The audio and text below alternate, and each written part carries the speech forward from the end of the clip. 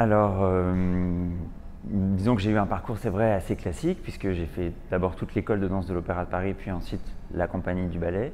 Mais déjà à l'Opéra de Paris, la programmation était très ouverte à l'époque où je dansais à Paris. Et voilà, j'ai eu accès très jeune à du répertoire contemporain aussi en parallèle de ma carrière de danseur classique. Donc c'est vrai que j'ai eu une formation très classique, que je représente plutôt le danseur dit de ballet, surtout ici dans le festival. Je pense que je suis peut-être le seul à représenter ce style de danse. J'en suis très heureux d'ailleurs. Mais après, contemporain aujourd'hui, c'est tellement large, ça veut tout dire. Je pense que ce qui est très intéressant ici avec le programme de Noé Soulier que je présente, c'est que c'est du vocabulaire de ballet, ce sont des gestes de ballet, mais c'est traité vraiment avec une réflexion, un aspect contemporain. Mais le matériel, entre guillemets, chorégraphique reste classique. Donc l'approche est contemporaine, mais le matériel est tout à fait classique de ballet traditionnel. Alors, c'est vrai que c'est ma première visite en Israël, c'est la première fois que je viens. Pour ramener peut-être aussi dans le festival une petite French touch, donc c'est sympa. Et puis c'est vrai que le vocabulaire que je transmets aussi est très français. La pièce est en français, donc j'espère que le public comprendra.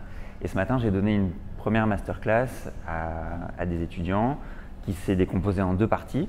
D'abord une partie vraiment dite de ballet, une classe traditionnelle, et ensuite j'ai essayé de transmettre aux étudiants un petit peu justement du travail de Noé Soulier, le travail sur ce qu'on appelle les pas de préparation, sur le vocabulaire de pantomime. Ce que j'ai beaucoup apprécié, c'est l'énergie qu'ils ont tout de suite développée, la curiosité, l'envie d'apprendre. Et voilà, je pense que c'est pour ça que je suis là, c'est ce qui me passionne aujourd'hui vraiment, c'est de pouvoir à la fois transmettre et continuer à danser encore un peu tant que je peux encore. Voilà, donc ça fait déjà quelques années que j'ai entamé cette phase d'enseignement et j'espère que ça va continuer comme ça. C'est une très large question. C'est-à-dire qu'aujourd'hui, je suis vraiment à un moment de ma carrière où ça s'approche de la fin du métier d'interprète et où la transmission arrive naturellement dans la balance, j'ai envie de dire.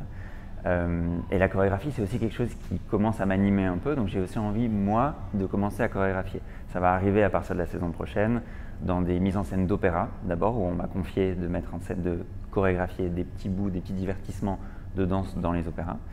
Et de façon plus large, je ne sais pas si j'aurai encore la chance de travailler avec des grands chorégraphes, et notamment des chorégraphes israéliens, qui m'ont inspiré évidemment Ohad Naharin, évidemment, bien sûr. Malheureusement, je n'ai pas pu travailler avec lui à Paris parce que j'étais déjà en train de quitter la compagnie.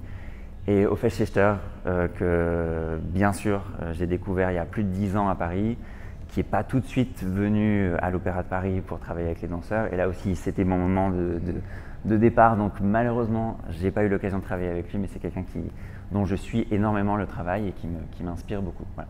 Mais personnellement, j'aurais sans doute plus l'occasion de travailler avec lui. Ou alors, Ophèche, si tu m'entends, bonjour. pour un projet différent, autre, quelque chose d'un peu particulier, mais voilà. Là, j'ai bientôt 40 ans, donc... Oui, clairement, pour moi, il y a une spécificité. Enfin, je ne sais pas comment l'exprimer, mais justement, je pense que c'est un besoin d'exprimer quelque chose qui se ressent à travers la danse israélienne. En tout cas, les deux chorégraphes que j'ai nommés précédemment. Je pense que voilà, il y a quelque chose parfois d'un peu violent, de parfois très inspiré, bien sûr un peu spirituel. Et il y a aussi, je pense, un besoin de parler, un besoin de dire des choses et d'aborder des sujets sans doute sensibles. Donc voilà, pour moi, c'est une écriture très spécifique.